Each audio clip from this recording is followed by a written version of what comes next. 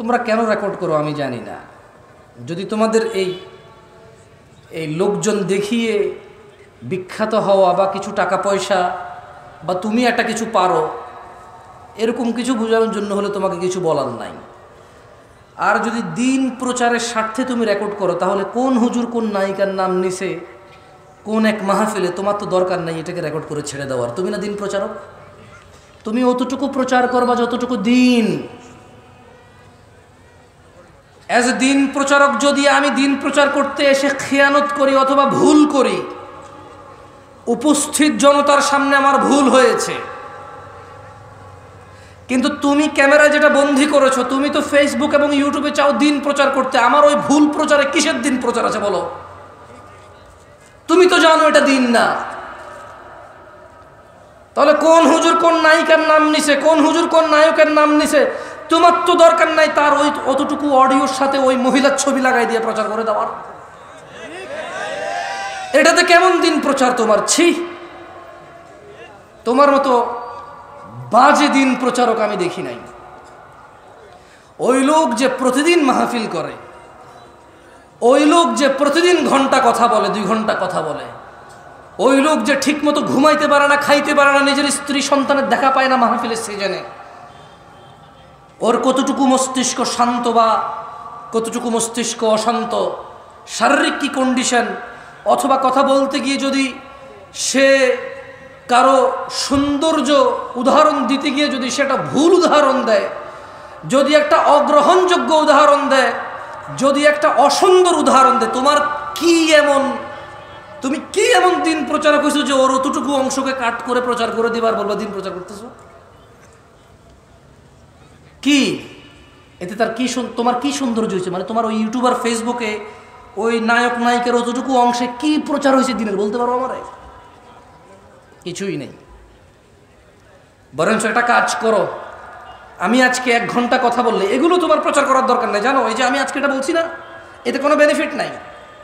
আমি যদি একটা আয়াত পড়ি, তোমাকে যদি আল্লাহ এতটুকু যোগ্যতা দেয় যে তুমি বুঝতে পারো এটা কোরআনের আয়াত, আমি যদি একটা হাদিস পড়ি, তুমি যদি বুঝতে পারো এটা হাদিস, বরঞ্চ কাট করে ওই কোরআনের আয়াতটুকু আর অর্থটুকু যা আমি বলছি, হাদিসটুকু আর হাদিসের অর্থটুকু যা আমি বলছি, এটুকু প্রচার করো ভাই। এতেই দিন প্রচার আছে, এর বাইরে দিন প্রচার নাই। তোমরা কি নোংরামো করছো, কে কাকে কি বলছে, শুধু ওগুলো প্রচার করে বলছো দিন প্রচার। যাক, তোমাদের ইচ্ছা ভাই, তোমাদের বুঝের মতো তো আর আমার বুঝ হয় নাই, আমি পারবো না। আমার মনে আসে আমি গত বছর এই মাঠে এসেছিলাম, অশ্লীলতা নিয়ে কথা বলেছিলাম গত বছর। আজকে চাচ্ছি সুন্নাহকে আঁকড়ে ধরার বিষয়ে কিছু কথা বলতে,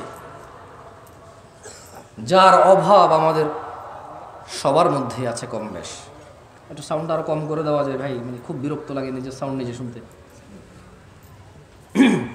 গান গাইলে গজল গাইলে এক হিসাব, ইকু শুনলে আরো বেশি তালে তালে তাল বাড়ে, কথা বললে নিজের শব্দ নিজের কাছে আসলে অনেক সময় বিরক্তির কারণ হয়ে দাঁড়ায়। বিসমিল্লাহ বিসমিল্লাহ শোনা যায়, খালাস আলহামদুলিল্লাহ। দিনী ভাইরা, আপনারা আজকে যারা উপস্থিত হয়েছেন আপনাদের এতটুকু বলি, ইন্নাদ-দীনা ইনদাল্লাহিল ইসলাম, আল্লাহর কাছে একমাত্র মনোনীত দিন হচ্ছে ইসলাম।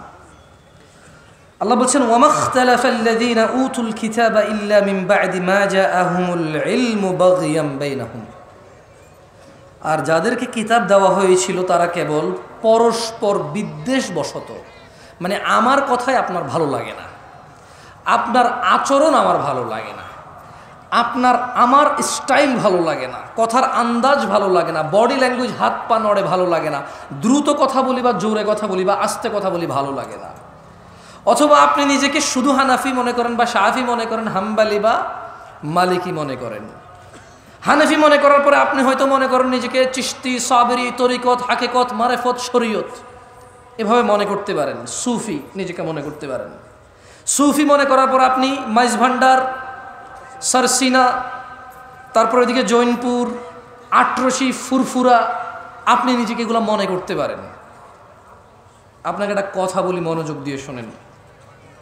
আল্লাহ সূরা আল ইমরানের 19 নম্বর আয়াতে বলেছে যে আল্লাহর কাছে একমাত্র মনোনীত হচ্ছে দিন হচ্ছে কি? তাহলে প্রবলেম কোথায়? আল্লাহ বলছেন ওয়ামা ইখতালাফাল্লাযীনা উতুল কিতাবা ইল্লা মিন বা'দি মা জাআহুমুল ইলমু বাগিয়ান বাইনাহুম। আর যাদেরকে কিতাব দেওয়া হয়েছিল তারা শুধু নিজেদের বিদ্বেষবশত তাদের কাছে জ্ঞান আসার পরও তারা মতনৈক্য ঘটিয়েছিল। ইলম এসেছে, জ্ঞান এসেছে, ফুরকান এসেছে, সত্য মিথ্যার পার্থক্যকারী এসেছে, কিন্তু না, কোরআন ও সহিহ সুন্নায় তাদের কোনো আপত্তি ছিল না। কিন্তু তারা নিজেদের একে অপরের বিদ্বেষে বসে তারা জ্ঞান আসার পরে মতনৈক্য করেছিল। একজন আরেকজনের মতনৈক্য করতে গিয়ে ইসলামেরই মতনৈক্য করে ফেলেছে তারা।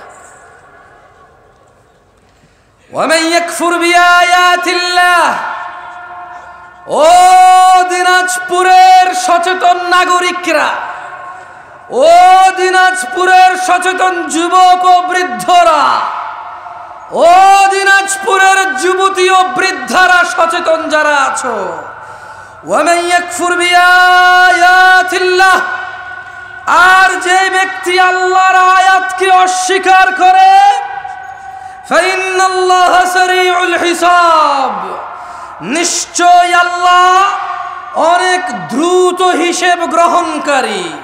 কত দ্রুত? তুমি মোবাইলে কল দিলে বাংলাদেশ থেকে আমেরিকা যত দ্রুত যায় এর চাইতে দ্রুত। কত দ্রুত? আল্লাহু তাআলা আলাম, আল্লাহই ভালো জানে কত দ্রুত হবে। ইত্তাকু রাব্বাকুম ইয়া নাস, মানুষ রবকে ভয় করো। আল্লাহর কাছে একমাত্র মনোনীত দিন ইসলাম। নিজেদের দলে দলে বিভক্ত করে ভিন্ন ভিন্ন নামে ইলম, জ্ঞান, সত্য মিথ্যা আসার পরেও নিজেদের একজন আরেকজনকে পছন্দ অপছন্দের কারণে তোমরা দ্বীনকে অস্বীকার করিও না, মতনৈক্য করিও না। জেনে নাও, সুন্নাহকে আঁকড়ে ধরা আমাদের জন্য আবশ্যক।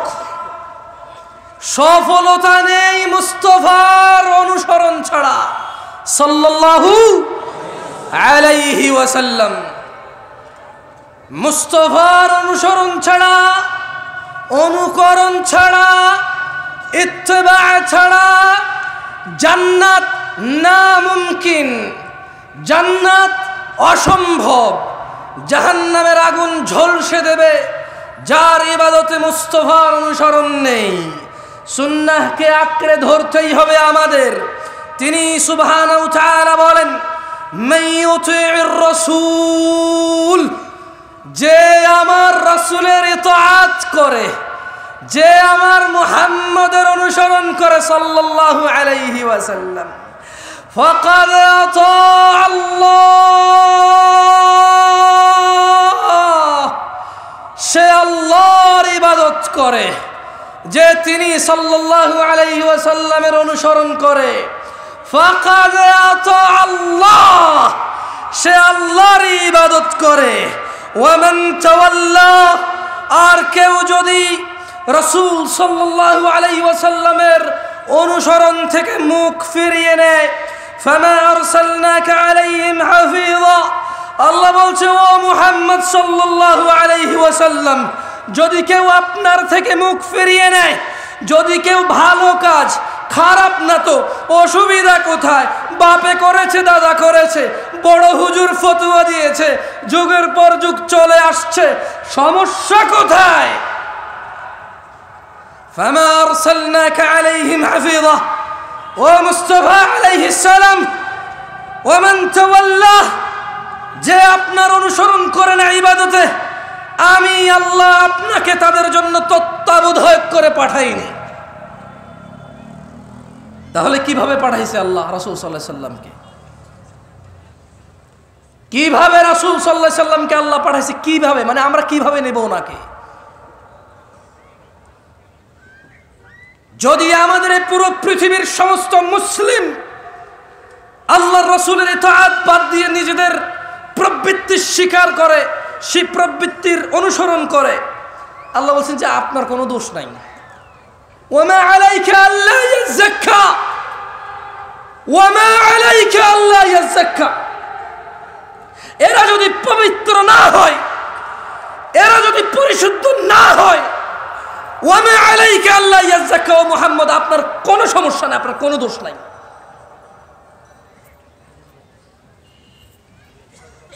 কারণ আল্লাহ ওনার মুস্তাফাকে কি বলেছেন সাল্লাল্লাহু আলাইহি ওয়াসাল্লাম? বলেছেন ফাযাক্কির, ও মুহাম্মদ আপনি উপদেশ দিন সাল্লাল্লাহু আলাইহি ওয়াসাল্লাম। ইন্নামা আনতা মুযাক্কির, আপনি একজন উপদেষ্টা, উপদেশদাতা।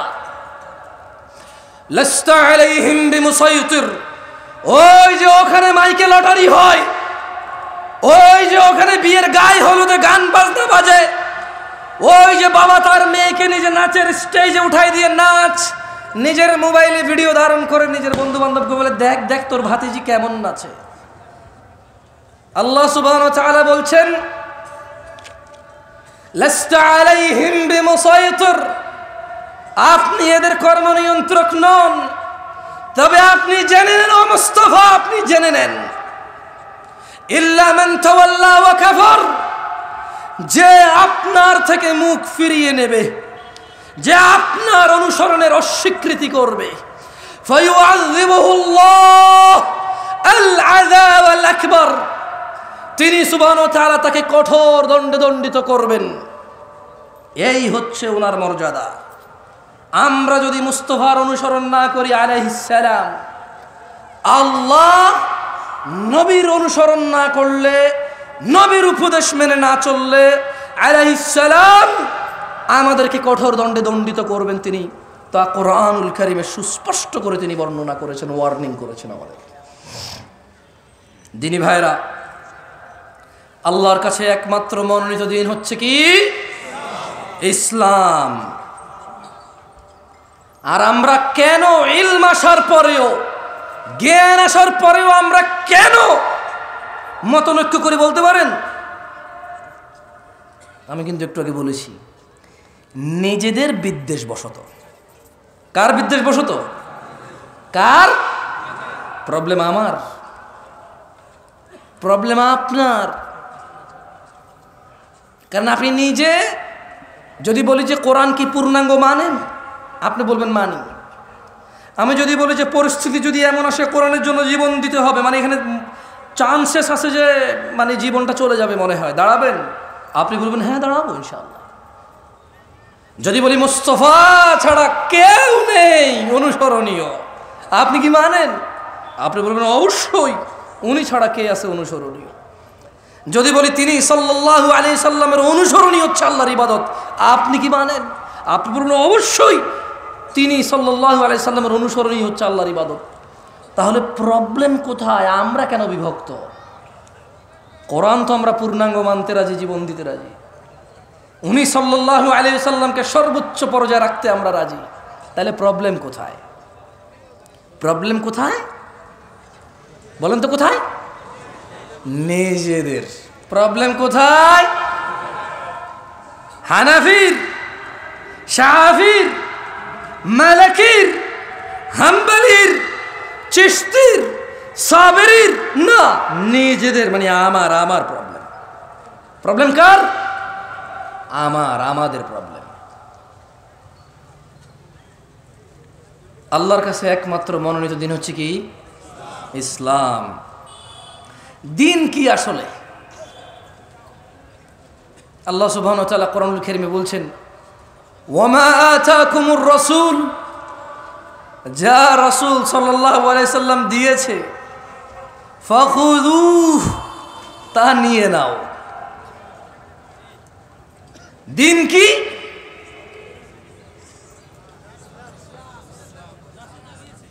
একটু মনোযোগ দিয়ে শুনিয়েন ভাই। বাংলাদেশে মোটামুটি আলহামদুলিল্লাহ যারা যারা আমাকে ডেকেছে এবং আমি যেখানে যেখানে গিয়েছি সবাই বুঝে গিয়েছে আমি 40-45 মিনিটের বেশি কথা বলার ক্ষমতা রাখি না জ্ঞানের দিক থেকে। তবে আলহামদুলিল্লাহ দাঁড়াইতে পারবো অনেকক্ষণ, বক বক বক কিসা কাহিনী বললে বহুতক্ষণ বলা যাবে। তবে নর্মালি বক্তব্য আমার 40-45-50 মিনিটেরই হয়। আপনাদের বিরক্ত করব না। এরপরে ফজিলাতুল শেখের সমাপনী বক্তব্য আপনারা শুনে যাবেন ইনশাআল্লাহ। আপনাদের যাতে কষ্ট না হয় উনি আমাকে মাইকটা ধরার পরও ছেড়ে দিয়েছে, আমরা কি ওনার ইজ্জত করব না? আপনাদের যাতে কষ্ট না হয়, উনি মাইকটা ধরার পরও আমাকে ছেড়ে দিয়েছে, আমিও ইনশাল্লাহ খুব শীঘ্রই ওনাকে ওনার মাইক আবার ওনাকে ওনার মাইক ওনার কাছে দিয়ে দেব। আপনারা ইনশাল্লাহ আছেন তো? ইনশাআল্লাহ। ভাই তোমাদের যদি বলি একটু বসতে, তোমরা কি মাইন্ড করবা? বহু দূর থেকে আসছি, বিশ্বাস করো, সকাল 10টায় গাড়িতে উঠছি আমি। না না না না, দাঁড়ায় থাকতে যদি কমফোর্টও দাঁড়ো, তবে বসলে ভালো হবে, আর কি সুন্দর হয়। থাকে না একটা জিনিস, একটা সৌন্দর্য থাকে না।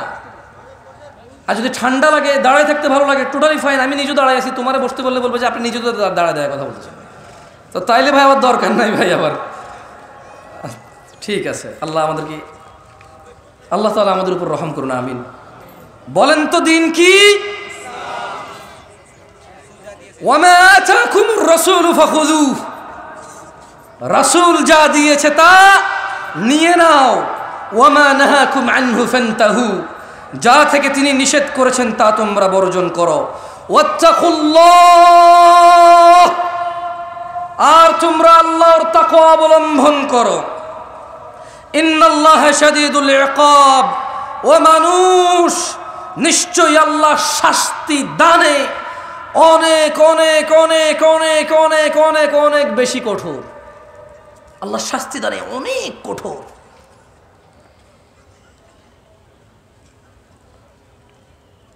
দিনী ভাইরা, রাসূল যা দিয়েছে তাই যদি ইসলাম হয়, আচ্ছা জোরে জোরে চিল্লে চিল্লে না বলি, কিছু গলাও খারাপ হয়, আপনাদের বুঝতে অসুবিধা হয়, একটু সুন্দর করে আস্তে আস্তে বলি, কেমন? আচ্ছা, রাসূল যা দিয়েছে তা যদি নিয়ে নিতে হয় কোরআনের আদেশ অনুযায়ী, রাসূল যা নিষেধ করেছে তা যদি ছেড়ে দিতে হয় কোরআনের আদেশ অনুযায়ী, তাহলে রাসূল সাল্লাল্লাহু আলাইহি ওয়াসাল্লাম দিয়েছে কতটুকু? মানে তিনি আসলে আমাদেরকে কতটুকু দিয়ে চলে গেছে? আছে আছে আছে আছে। আন আব্দুল্লাহ ইবনে মাসউদ রাদিয়াল্লাহু আনহু قال, সাহাবীর নাম কি? একটু মনোযোগ দিয়ে শুনেন, আমি মাঝে মধ্যে আপনাদের প্রশ্ন করব, মার হাবা ঠিক এগুলো আমার দরকার নাই, শুধু আমি যে প্রশ্ন করি ওই প্রশ্নগুলা মাঝে মধ্যে যদি অ্যান্সার করেন আমি বুঝতে পারবো যে আমি বলছি আল্লাহর জন্য, আপনারা শুনছেন কার জন্য। একটু মানে ভালো লাগবে বুঝতে পারলে যে আপনারা আছেন আমার সাথে। কেউ বসে বসে ব্যবসা বাণিজ্যের টাকা পয়সার হিসাব, প্রেমিকার নাম্বার ব্লক করে দিছে, আর একটা আইডি খুলছেন, তার রিকোয়েস্ট পাঠাইছেন, অ্যাড করছে কি না, মানে এইসব হিসাবে আপনারা নাই, ওয়াজে আছেন, তাহলে আমি বুঝবো, বুঝছেন। عن عبد الله بن مسعود رضي الله عنه قال, আব্দুল্লাহ ইবনে মাসউদ রাদিয়াল্লাহু আনহু থেকে বর্ণিত, তিনি বলেন, قال رسول الله صلى الله عليه وسلم, আল্লাহর রাসূল সাল্লাল্লাহু আলাইহি ওয়াসাল্লাম বলেছেন। কে বলেছেন? কে বলেছেন? হাদিস বর্ণনা করতেছেন কোন সাহাবী? এর জোরে বলেন, কোন সাহাবী? বর্ণনা করতেছে কে? আব্দুল্লাহ ইবনে মাসউদ। তিনি বলছেন যে আল্লাহর নবী সাল্লাল্লাহু আলাইহি ওয়াসাল্লাম বলেছেন, ইন্নাহু লাইসা শাইউন ইউকাররিবুকুম ইলাল জান্নাতি ইল্লা ক্বাদ আমারতুকুম বিহি। আমার উম্মতরা, ও মানুষ, পৃথিবীবাসী,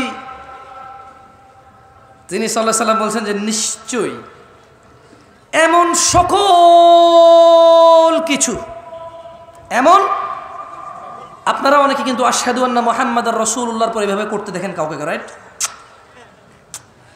আমি হাসতে বলছি ভাই, বলছি দেখেন কিনা, বলবেন হ্যাঁ বানা, এটাই তো সৌন্দর্য, দেখেন কিনা, দেখেন না?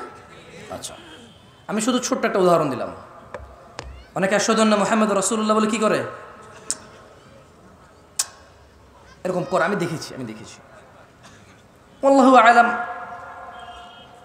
মানে সুন্নতে মুহাম্মদ রাসূলুল্লাহ সাল্লাল্লাহু আলাইহি ওয়াসাল্লাম ওয়াহী ভিত্তিক এই নিয়ে কোনো তথ্য আছে কিনা, আমার এমনিতে জ্ঞান কম, আমি জানি না, যেহেতু আমার পড়াশোনা কম, জ্ঞান কম, পড়াশোনা কম, হয়তো আমি ওটুক পর্যন্ত পৌঁছাইতে পারি নাই। যদি আপনাদের কারো কাছে কোনো তথ্য থাকে এই বিষয়ে, সুন্নাহ অনুযায়ী, কি অনুযায়ী? সহিহ সুন্নাহ অনুযায়ী যদি থাকে বলিয়েন, আমরা করবো ইনশাআল্লাহ।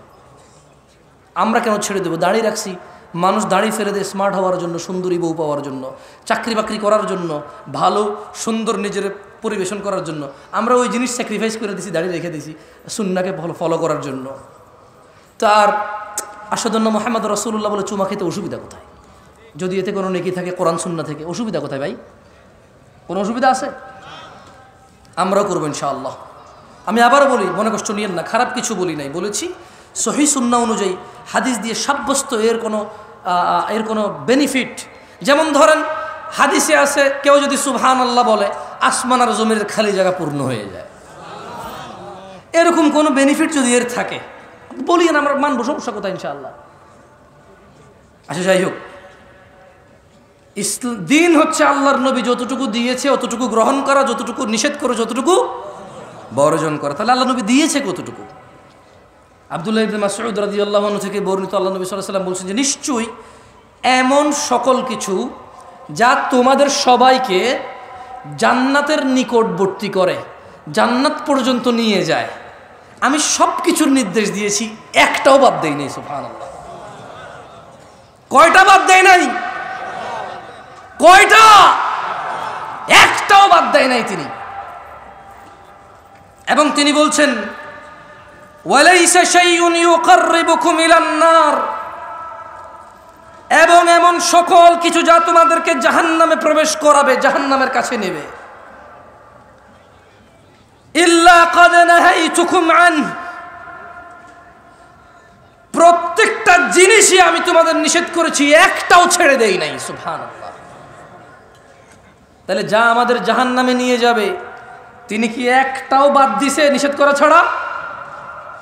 যা আমাদের জান্নাতে নিয়ে যাবে তিনি কি একটাও বাদ দিছে আদেশ করা ছাড়া? তাহলে কিসের এত বিভক্তি, এত ভিন্নতা কিসের? তিনি সাল্লাল্লাহু আলাইহি ওয়াসাল্লাম বলছেন এমন একটা বিষয় নেই যা জান্নাতে নিবে উম্মতকে অথচ আমি আদেশ করিনি, এমন একটা বিষয় নাই যা উম্মতকে জাহান্নামে নেবে অথচ আমি নিষেধ করি নাই। একটা সিঙ্গেল বিষয় নেই, বিভক্তি কিসের? কিসের? কারো কি সন্দেহ আছে? কারো কি সন্দেহ আছে যে উনি কিছু বাদ দিয়ে গেছে? কেউ কি এরকম আস্থা রাখেন, কেউ কি এরকম বিলিভ করেন যে উনার বলে যাওয়া পথের বাহিরে জান্নাত আছে? তাহলে বিভক্তি কিসের? আসেন না, আমি আপনাদের উদ্যত আহ্বান জানাই, যারা আমার যুবক ভাইরা আছেন এবং যারা ম্যাচিওর আছেন এবং যারা আরও একটু বয়স বেশি আছেন, আসেন না একটু কোরআন সুন্নাহ পড়ি এবার। আসেন না এবার রুকু দিচ্ছি কেন দিচ্ছি, সিজদা দিচ্ছি কেন দিচ্ছি, সালাত আদায় করতেছি কেন করতেছি, ডান হাতে খাচ্ছি কেন খাচ্ছি, সালাম দিচ্ছি কেন দিচ্ছি, বাম পায়ে টয়লেটে যাচ্ছি কেন যাচ্ছি, ওয়াজ করতে আসছি কেন আসছি, ওয়াজ শুনতে আসছি কেন শুনছি, বাচ্চাকে মাদ্রাসায় পড়াচ্ছি কেন পড়াচ্ছি, স্কুলে পড়াচ্ছি কেন পড়াচ্ছি, গান শুনতেছি কেন শুনতেছি, কোরআন শুনতেছি কেন শুনতেছি। আসেন না একটু জেনে শুনে করি। আসেন না। তিনি তো একটাও বাদ দেয় নাই যা জাহান্নামে নিয়ে যাবে, সব নিষেধ করছে। তিনি তো একটাও বাদ দেয় নাই যা জান্নাতে নিয়ে যাবে, সব আদেশ করছে। ভিন্নতা কিসের? অবহেলা কিসের? কিসের এত গাফিলতি? মা গররাকা বিরব্বিক, কিসে এত দয়াময় আল্লাহ থেকে আমাদেরকে দূরে রাখছে? কিসে? কি পাইছি আমরা? মা গররাকা বিরব্বিকাল কারীম, এত দয়ালু আল্লাহ থেকে কিসে আমাদেরকে দূরে রাখছে? আল্লাহ আমাদেরকে বুঝার তৌফিক দান করুন। শুনেন, এখন প্রশ্ন হলো, আল্লাহর নবী যদি একটাও বাদ না দেয় যা জাহান্নামে নিয়ে যাবে নিষেধ করা, একটাও যদি বাদ না দেয় যা জান্নাতে নিয়ে যাবে আদেশ করা, আমরা কেন অল্প? কেন আজকে আমরা অল্প? কেন আমাদের ঐক্যতা নাই? এটারও একটা কথা তিনি বলে গিয়েছেন। তিনি বলেছেন আন আবি হুরায়রা রাদিয়াল্লাহু আনহু, আবু হুরায়রা রাদিয়াল্লাহু আনহু থেকে বর্ণিত, তিনি বলেন আল্লাহ নবী সাল্লাল্লাহু আলাইহি ওয়াসাল্লাম বলেছেন, সাহাবীর নাম কি? কি রাদিয়াল্লাহু আনহু বলেন ভাই। তিনি বলেন আল্লাহ নবী সাল্লাল্লাহু আলাইহি ওয়াসাল্লাম বলেছেন, বাদা আল ইসলামু গরীবা, ইসলামের সূচনা হয়েছিল অপরিচিত অবস্থায়। কি অবস্থায়? কি অবস্থায়? আচ্ছা বলেন তো, গায়ে হলুদে যে মানুষটা বিয়েতে গায়ে হলুদ করে, আপনি কি বিশ্বাস করেন সে বুকে পূর্ণাঙ্গ অনুভূতি রাখে যে এটা গুনাহ, এটা ইসলামিক না, এটা অন ইসলামিক, এটা মহাপাপ, জঘন্য নিকৃষ্ট আচরণ বিয়ের মধ্যে হৃদয় থেকে? তার কাছে এত অনুভূতি নাই এটার। মানে আপনি কি মনে করেন এই যে আমাদের বোনরা খোলামেলা চুল, গেঞ্জি শার্ট প্যান্ট পরে ঘুরে, ফেসবুকে ছবি দেয়, জামাই বউয়ের ছবি, রুমের ভিতরের ছবি, মানে কথায় কথায় ছবি, যারা নিজেদের সৌন্দর্য প্রকাশ করে বেড়ায় যে বোনরা, আপনি কি মনে করেন যে সে এটা বিলিভ করে তার পাপ হচ্ছে, সে আগুনে জ্বলতে পারে এই পাপের জন্য? আপনি কি মনে করেন সে বিলিভ করে এরকম? মন থেকে অনুভব করে মনে করেন? এই যে আপনি দাড়ি কাটেন, এই যে আপনি শেভ করেন, এই যে আপনি সিগারেট খান, এই যে আপনি মিথ্যা কথা বলেন, এই যে আপনি বাবা মায়ের উপরে ধমক দিয়ে কথা বলেন, এই যে আপনি কোরআন আজকে 40 বছর বয়স, 50 বছর বয়স, 30 বছর বয়স কোরআন পড়তে জানেন না, আপনি কি এটা বিলিভ করেন যে কোনোদিন আপনি মন থেকে, হৃদয় থেকে অনুভব করেছেন যে আমি একটা মূর্খ, আমি ইসলামের কিছুই জানি না? যদি আমি ইসলামের কিছুই না জানি তাহলে কিসে আমাকে জান্নাতে দিবে আমি সেটাই জানি না। আর এই না জানা আমাকে কোনোদিন কষ্ট দেয় নাই, এই না জানা কোনোদিন আমাকে শিখা পর্যন্ত পৌঁছায় নাই, শিখার আগ্রহ জাগে নাই আমার কোনোদিন। আপনি কি মনে করেন আপনি এটা বিলিভ করেন মনে করেন? না, এটা এরকম না। বাদা আল ইসলাম গরীবা, ইসলামের সূচনা হয়েছে কি অবস্থায়? অপরিচিত অবস্থা।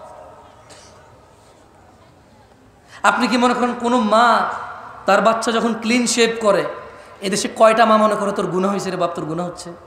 কয়টা মা মনে করে এরকম? বলতে পারেন আমাকে? মায়ের নাম তো আমনা। মায়ের নাম কি?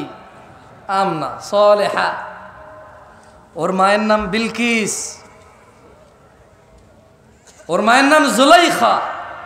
কিন্তু জুলাইখা কি কোনোদিন কল্পনা করেছে, কোনোদিন অন্তরে ভেবেছে, ছেলেকে যখন ক্লিন শেভ দেখেছে, ছেলের যখন দাড়ি কাটা দেখেছে, জুলাইখা কি কোনোদিন বলেছে ইন্না লিল্লাহি ওয়া ইন্না ইলাইহি রাজিউন, আমার বাচ্চা নবীর সুন্নতকে জবে করে চলে আসছে? ইন্না লিল্লাহি ওয়া ইন্না ইলাইহি রাজিউন।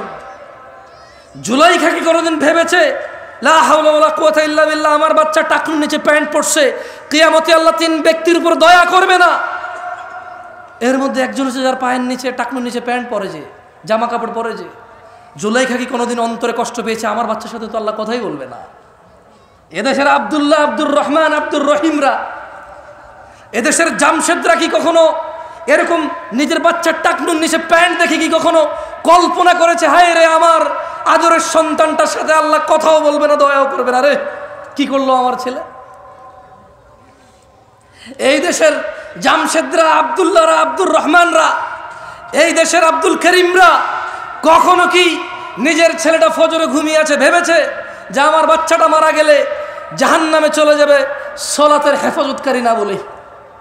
কোনোদিন কি কল্পনা করেছে এই দেশের আব্দুল করিমরা? বলেছে? বলেন তো। ইসলাম তাহলে ওর কাছে কতটুকু পরিচিত? ও ইসলামকে কতটুকু জানে? কিভাবে জানে ইসলামকে সে? আমাকে কি একটু বলতে পারেন আপনারা যে দেশের ভ্যান ড্রাইভার, রিক্সার ড্রাইভাররা সারা দিন কষ্ট করে 800 টাকার জন্য, অথচ ফজরের 2 রাকাত সুন্নত দুনিয়াতে যা আছে এর চাইতে বেশি, সে ফজরের 2 রাকাতে যায় না, 800 টাকার পিছে ঘুরে। কোনোদিন কি এদেশের আমার দরিদ্র মুসলমানরা কি ভেবেছে যে দিনে 12 রাকাত সুন্নতে মুআক্কাদা, ফজরে 2, জোহরে 6, মাগরিবে 2, ইশায় 2, এই 12 রাকাত সুন্নত যে পড়ে আল্লাহ তার জন্য জান্নাতে ঘর নির্মাণ করে? কয়জন নিয়েছে বেনিফিট? কতজন ইসলামে এটা বুকে লালন করে? আমরা ইসলামকে কিভাবে জানি? শুধু বিয়েতে কবুল আমাদের ইসলাম সম্মত, বাকি বউ যে কাপড় পরে, জামাই যে কাপড় পরে, যেখানে বসে বিয়ে হয়, যে বিয়ে পড়ে, যে উকিল হয়, যে সাক্ষী হয়, সব কিছুতে ইসলাম কোথায়? মুসলমানের বিয়েতে ইসলাম কোথায়? মুসলমানের বিয়েতে ইসলাম কোথায়? আমরা যদি ইসলাম জানি তাহলে বিয়েতে ইসলাম কোথায়? বলতে পারেন কোনটা কোনটা ইসলামিক, কোনটা কোনটা বিয়েতে ইসলামিক আমাদের? আজকে এখানে আপনার উপস্থিতিতে আপনি নিজে কয়টা ইসলাম আছে আপনার মাঝে, আমার মাঝে? কয়টা আছে? এই আয়োজক ছেলে আমাকে ফোন করেছে, বলো যে ভাই আপনি আসতে হবে, আপনার নামই করছে। আমি বলছি আমি ওয়াজ নেওয়ার সময় বলছি আমি পারলে আর নাহলে আসবো না, ফোন রাখো, তোমার থেকে কি ওয়াজ দিছি নাকি? আমার নম্রতা কোথায় ছিল ওর সাথে? ও তো কত সুন্দর আয়োজন করেছে, কত কষ্ট করেছে ও, কিন্তু আমি কি ওর দুঃখ বোঝার চেষ্টা করছি? হয়তো করিনি তখন। আর তখন আমার রাইট নিয়ে আমি চিন্তায় ছিলাম যে দূর ভাইয়া, আমি তো বলছি, তুমি কেন ফোন দিচ্ছ আমাকে? কোথায় আমাদের ইসলাম? আমরা তো নিজেরাই দিনে 10টা ভুল করি, নিজেরাই দিনে 100 ভুল করি, 500 ভুল করি। তিনি সাল্লাল্লাহু আলাইহি সাল্লাম বলেছে, এই ছোট ভাই তুমি কেন দাড়ি কাটো বলতে পারো? বলতে পারো তুমি কেন দাড়ি কাটো? তুমি জানো না। Maybe you look nice, you think like that, তোমার একটা চিন্তা, জাস্ট তোমার একটা ধারণা। মেবি তুমি বৃদ্ধ দেখতে চাও না নিজেকে, দাঁড়িয়ে রাখলে বুড়া বুড়া মনে হয়, হয়তো তোমার মাথায় এটা ঢুকছে পোকা। Otherwise what else? আর কি মানে, আর কি হতে পারে এখানে? পারপাস কি হতে পারে দাড়ি কাটার? মানে কি? জ্ঞান বেড়ে যায়, উচ্চতা বেড়ে যায়, বংশমর্যাদার পরিচয় চেঞ্জ হয়ে যায়, চাকরি হয়ে যায়, হোয়াট? তুমি প্রতি বৃহস্পতিবার রাতে কাটো শুক্রবারকে উদ্দেশ্য করে, তুমি বিয়েতে যাওয়ার আগের দিন কাটো, তুমি বেড়াইতে যাওয়ার আগের দিন কাটো, তুমি শহরে যাওয়ার আগের দিন কাটো, তুমি বাড়িতে ফেরার দিন কাটো। কেন ভাই? তুমি নিজে জানো না। ইসলামের সূচনা হয়েছিল কি অবস্থায়? সবাই বলেন, ইসলামের সূচনা হয়েছিল কি অবস্থায়? অপরিচিত অবস্থায়। আল্লাহ নবী সাল্লাল্লাহু আলাইহি সাল্লাম বলছেন, বাদা আল ইসলামু গরীবা, ইসলামের সূচনা হয়েছিল অপরিচিত অবস্থায়। ওয়া সায়াউদু কামা বাদা গরীবা, অচিরেই, নিকটে, শীঘ্রই এটা আবার আগের মতো অপরিচিত হয়ে যাবে। খুব শীঘ্রই ইসলামটা ঠিক আগের মতো অপরিচিত হয়ে যাবে। আজকে মুসলমানের বিয়েতে ইসলামই খুঁজে পাওয়া যায় না, আজকে মুসলমানের পড়ালেখার বিদ্যালয়ে ইসলাম খুঁজে পাওয়া যায় না, আজকে মুসলমানের ঘরে বাবা মা আর ছেলে মেয়ের ভিতরে ইসলাম খুঁজে পাওয়া যায় না, আজকে হুজুরদের ভিতরে ইসলাম খুঁজে পাওয়া যায় না। ইউটিউবার বক্তাদের বক্তব্য জনসম্মুখে প্রচার করে মানুষকে দিন শিখানোর এক নৈতিক ও এক কঠোর এবং বিশাল লাভজনক দায়িত্বে যারা নিয়োজিত, যারা নিজেরাই এই দায়িত্ব নিয়েছে, কেউ ওদের বলেনি তুমি ভিডিও করে ছাড়ো আমার ভিডিও ইউটিউবে। নিজে নিজে দায়িত্ব নিয়েছে দিন প্রচারের, অথচ প্রচার করে শুধু যতটুকু ভেজাল, যতটুকু ভুল, যতটুকু বেশি মানুষ দেখবে ততটুকু, যতটুকু ইসলাম অতটুকু নয়। বক্তা এমন বক্তব্য দেয় যে বক্তব্যের শ্রোতা ঠিক বলবে, ও জিজ্ঞেস করবে ঠিক কিনা, ব্যাস।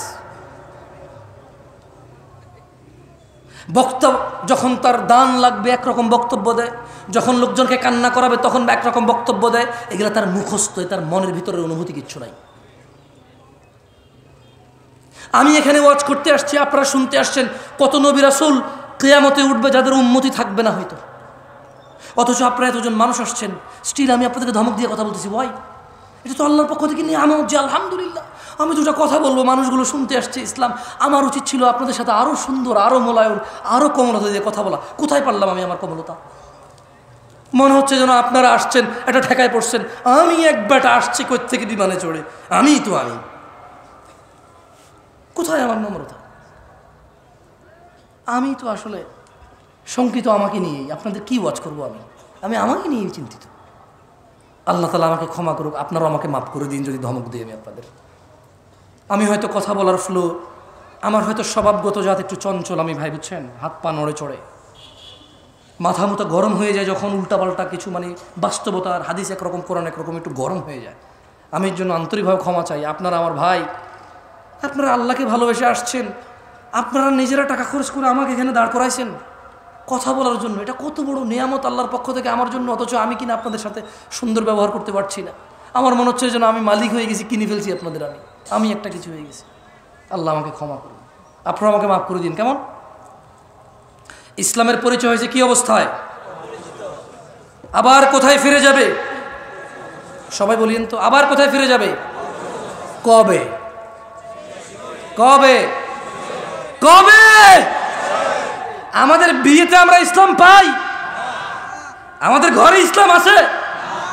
মা প্রতিদিন খেয়াল রাখে তার বাচ্চা স্কুল মাদ্রাসায় গেছে কিনা, মা প্রতিদিন খেয়াল রাখে তার বাচ্চা হোমওয়ার্ক করছে কিনা? এ মা কি খেয়াল রাখে তার বাচ্চা নামাজ আদায় করছে কিনা? খেয়াল রাখে? কোথায় তার আদর, তার আদরের সন্তানের জন্য? যেখানে কিয়ামতের সর্বপ্রথম হিসাবই হবে নামাজের।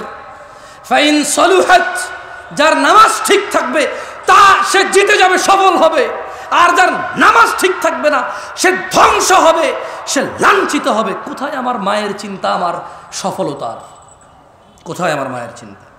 যাক দিনী ভাইয়েরা, আমি আবার বক্তব্য বেশি আর দীর্ঘায়িত করব না। আমি আপনাদের এতটুকু বলি, আল্লাহর দরজা চিরদিন খোলা। আমরা সিজদা করি কাকে? রুকু করি কাকে? দোয়া করি কার কাছে? অন্যায় করি কার সাথে বেশি? আমরা একে অপরের সাথে তো একে অপরকে তো সিজদা করি না, করি? তাহলে যা নামাজ পড়েন নাই পড়েন নাই, যা রোজা রাখেন না রাখেন নাই, যা দাড়ি কাটছেন কাটছেন, যা গান শুনছেন শুনছেন, যা সিনেমা নাটক দেখছেন দেখছেন, খালাস। ইরজিই, আল্লাহর দিকে ফিরে আসেন। ইরজিই ইলা রাব্বিকা রাদিয়াতাম মারদিয়াহ। ও দিনাজপুরের মানুষ, ও দিনাজপুরের আমার বোন ও ভাইরা, ছোট ভাই, সন্তুষ্ট চিত্তে রবের দিকে ফিরে আসো। তোমার পূর্বে কোন মানুষ বেঁচে ছিল আর চিরযুবক ছিল, এটা হয়নি, হবে না। তোমার পূর্বে কোন মানুষ চির সুস্থ ছিল, এটা হয়নি, হবে না। তোমার পূর্বে কোন মানুষ কোনোদিন কষ্ট পায়নি, এমনটা হয়নি, এটা হবে না।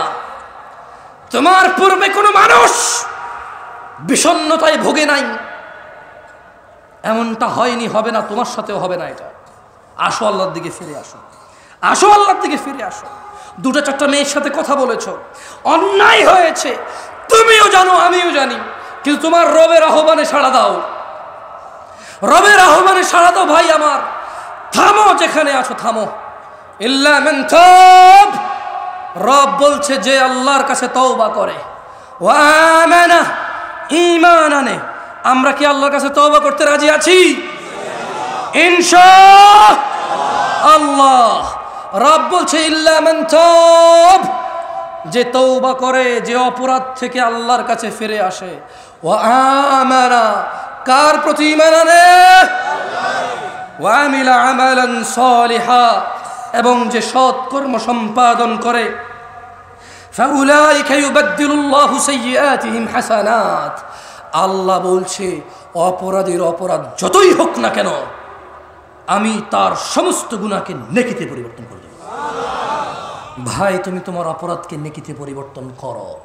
This is your only chance. এটা তোমার একমাত্র সুযোগ। এই পৃথিবী, এই জীবন, এই নিঃশ্বাস, এই সুস্থতা, এই স্বাধীনতা, এই সুস্থতা, এই স্বাধীনতা, এই যৌবন, এটা তোমার একমাত্র সুযোগ গুনাহকে নেকিতে পরিবর্তন করার। নিঃশ্বাসটা যদি বের হয়ে চলে যায়, যদি তুমি এই পৃথিবী ছেড়ে চলে যাও, বিশ্বাস করো তোমার গুনাহ থাকবে। তিনি তোমার রব, তিনি জানে, তুমি জানো, আমি জানি না কি হবে। তবে শোনো, তিনি ঘোষণা দিচ্ছেন, এটা কোরআনের আয়াত, এটা তুমি বলতে পারবে না হাদিস জয়ীফ, হাদিস জাল, এটা আহলে হাদিসের, এটা ওয়াহাবির, এটা লামাযাবের, এটা হানাফির, এটা শাফির, এটা বলার সুযোগ নাই। এটা কোরআনের। এটা কিসের? এটা কিসের? তিনি বলছেন গুনাহ থেকে ফিরে এসে তওবা করে ভালো কাজ করলে সমস্ত গুনাহ নেকিতে পরিবর্তন হবে। This is your only chance brother. আমি এর চেয়ে বেশি তোমাকে আজকে আর ওয়াজ করতে পারবো না। আমার কাছে আর কোনো ওয়াজ বাকি নাই। আমার এখানে লেখা আরও আছে প্রায় 2 পৃষ্ঠা, বলা যেত, কিন্তু আমি সমীচীন মনে করছি, আমি বিচক্ষণতা ভাবছি যে আমার মনে হচ্ছে এই জায়গায় আমার স্টপ করা উচিত এখন। কেন? আমি আমার ভাইদের বলে দিছি, তোমার জীবনের গুনাহ যেটাই হোক না কেন, নেশা সংক্রান্ত, জানা সংক্রান্ত, নামাজ সংক্রান্ত, গান বাজনা অশ্লীলতা সংক্রান্ত, তুমি যদি আজকে থামো, যদি দৃঢ় পরিকল্পনা করো যে না, যা হয়েছে হয়েছে, খালাস। যদি আমি মারা যাই তাহলে আমার সর্বনাশ হয়ে যাবে, যদি আমি মারা যাই আমার সর্বনাশ হয়ে যাবে। আমি বরং থামি, মাপ চাই, কিছু ভালো কাজ করি, আর বলবো ইয়া আল্লাহ আমি থামছি তোমার ভয়, আমার চাইতে তুমি ভালো জানো, সো আমি তোমার প্রতি ঈমান আনছি, এবার আমার গুনাহকে নেকিতে পরিবর্তন করো ইয়া আল্লাহ। আকুলু কাউলি হাযা ওয়া আস্তাগফিরুল্লাহ লি ওয়া লিসাইরিল মুমিনিনা ওয়াল মুমিনাত ফাস্তাগফিরু ইন্নাহু হুয়াল গফুরুর রহিম। আমি আল্লাহর কাছে আমার জন্য ক্ষমা চাই, আপনাদের জন্য ক্ষমা চাই। আল্লাহ তাআলা আমাকে এবং আপনাদের সবাইকে ক্ষমা করে দিন। আমার ত্রুটি তিনি মার্জনা করে দিন, আমার ত্রুটি তিনি ক্ষমা করে দিন। আমার অসংলগ্নতা, আমার আচরণের খারাপ যেই উদাহরণগুলো আছে যা আপনাদের কষ্ট দেয়, যারা আপনারা আমাকে ভালোবাসেন, ছোট ছোট ভিডিওতে যখন আমার কিছু মানে অন্যরকম আচরণ আপনাদের কাছে আছে 10 সেকেন্ড 5 সেকেন্ডের, আপনারা যারা কষ্ট পান, আমি আপনাদেরকে কষ্ট দেওয়ার জন্য আমি ক্ষমা চাই, আপনারা আমাকে মাফ করে দিয়েন। আমি সবাইকে অনুরোধ করব, ফজিলতুল শেখ ডক্টর মুজফফর বিন মুহসিন হাফিজাহুল্লাহর মূল্যবান বক্তব্য পেশ করার জন্য ওনাকে অনুরোধ করব, আর আপনাদের অনুরোধ করবো ইনশাআল্লাহ। আমি আছি, বসছি আমি ইনশাআল্লাহ। জি শেখ।